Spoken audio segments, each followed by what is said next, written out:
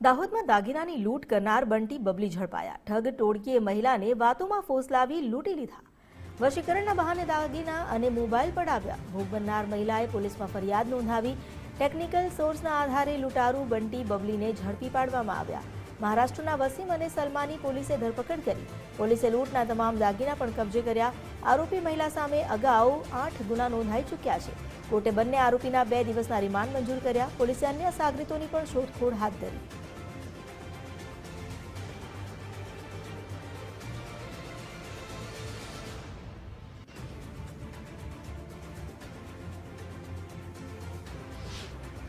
દિવસ પહેલા દાહોદના જે ગોધરા રોડ છે એ ગોધરા રોડ ઉપર એક મહિલા પસાર થઈ રહ્યા હતા। એ દરમિયાન વ્યક્તિની પાસે આવી અને એવું કીધેલું કે દવાખાના રસ્તો ક્યાં છે ને પૂછતાછ કરેલી। એ દરમિયાન અન્ય પણ બેન આવી ગયેલા અને પછી વાતચીતમાં જણાવેલું કે ભાઈ તમારા ઘરણા કે જે છે એ તમે બેગમાં મૂકી દો, આગળ કોઈ ખરાબ લોકો છે એમ।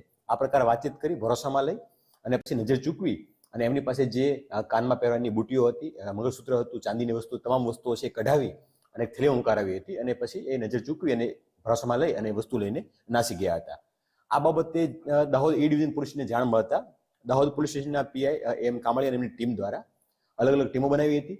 ટેકનિકલ સર્વેલન્સ અને બાતમીદારો એક્ટિવ કર્યા હતા અને સમગ્ર બાબતે ટેકનોલોજી ઉપયોગ કરી એનાલિસિસ કરતા આ બંને વ્યક્તિઓ છે જે લઈ જનાર એક વ્યક્તિ ભાઈ અને એક લેડીઝ એ બંનેને પકડી પાડવામાં સફળતા મળી છે અને જે મુદ્દામાલ ગયો હતો એ લગભગ 100% મુદ્દામાલ રિકવર પણ થઈ ગયો છે। મને એવું બધું કઈ યાદ નથી। એમણે મને બધું કાઢવા કીધું તો મેં જાતે કાઢી દીધું અને પછી કાઢીને મને એમ કે આ રૂમાલમાં બાંધી દે તો મેં રૂમાલમાં બાંધી દીધું અને મને નીચે બેસાડી દીધી। નીચે બેસાડીને પછી એ લોકો પાછળ મને ફરીને જોવા કીધું તો મેં પાછળ ફરીને જોતી હતી। મને 11 થાંભલા ગણવા કીધા અને પછી એ લોકો પછી કઈ ગાયબ થયા એ મને નહીં ખબર। ને સફેદ શર્ટ પહેરેલો છે અને પેન્ટ ને બૂટ પહેરેલા છે, એક બૈરી પાસે ડ્રેસ પહેરેલો છે।